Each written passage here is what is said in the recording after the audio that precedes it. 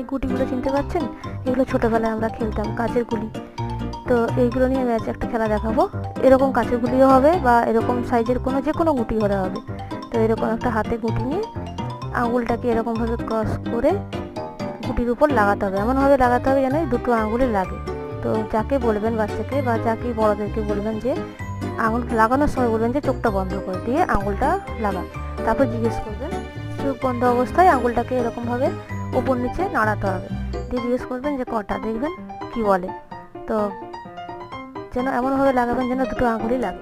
তো এরকম মজার মজার অনেক খেলা আছে যেগুলো বাচ্চাদের সঙ্গে খেলা যায়, যেগুলো তো দুষ্টু বাচ্চাই হোক বা শান্ত বাচ্চাই হোক, সবসময় পড়া না করে দুষ্টু বাচ্চাকে সারাক্ষণ বকাবকি না করে তার বদলে যদি এরকম করা হয়, বাচ্চারা বরং অনেক শান্ত হবে, খুব ওরা মজাও পাবে,